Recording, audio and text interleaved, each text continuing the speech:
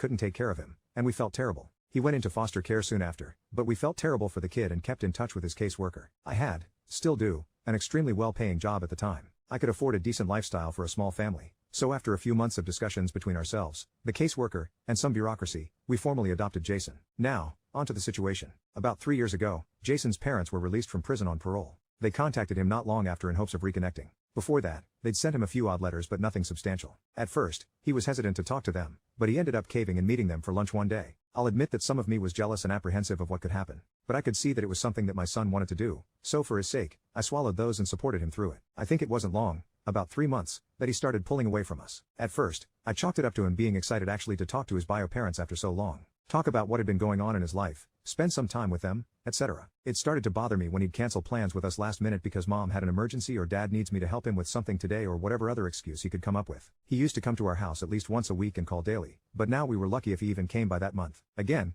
I thought that was just temporary, that he was just excited, and soon enough, he'd start spending some time with us again. We were overjoyed when he invited us over to dinner one night. It was supposed to be a family gathering, us and his bio parents and girlfriend. I wasn't exactly keen on meeting the people who had left my son for the dead on the side of the road, but I decided to give them the benefit of the doubt, thinking maybe they'd atoned and changed. Besides, he's our son, and we love him. We had to try, at least. To say the diner was a disaster is an understatement. His bio mom was extremely rude to me, my husband, the entire night, making passive-aggressive homophobic and racist remarks every chance she got. His father was much the same. It all came to a head when she straight up called us the F word and threw a glass at my husband. A screaming match followed, and we left soon after. The next day, Jason apologized profusely and promised they'd never do something like that again. I told him neither I nor my husband wanted to have anything to do with them and would appreciate it if he understood that. He seemed to but continued to pull away the next few months. And that leads to what happened last week. Jason proposed to his girlfriend about 9 months back and has been preparing for the wedding since. Of course, we were overjoyed for him. But a few months went, and no invitation came. Jason would say they hadn't been sent out yet and changed the subject whenever we asked. Last week, my husband saw a Twitter post from one of Jason's friends, his groomsman, that went a few weeks back with the invitation in his hands.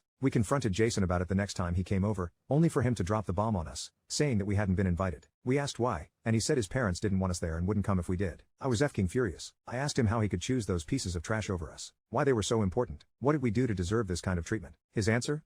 They understand me better. They're my people. My husband was crying, asking how he could do it. I've only been furious a few times, and this moment managed to top all of them. I threw him out immediately and then told him never to return, that he wasn't our son anymore. I spent the rest of the day hugging my husband and trying to calm him down. The next day, I canceled everything we'd paid for the wedding, which was necessary, even the ones we couldn't get a refund for. Of course, Jason had the gall to call and scream at me, asking how I could do that to him. Where would he find replacements for a wedding that was supposed to happen only a few months from now? I told him I didn't care and said, maybe you should ask those 2 leeches you call parents for help. 19 years. 19 effing years of my goddamn life spent raising and loving a kid that I considered my son, only to be treated like garbage. Giving blood, sweat, and tears so he would have a good life. All the love we can give is what we get as a reward.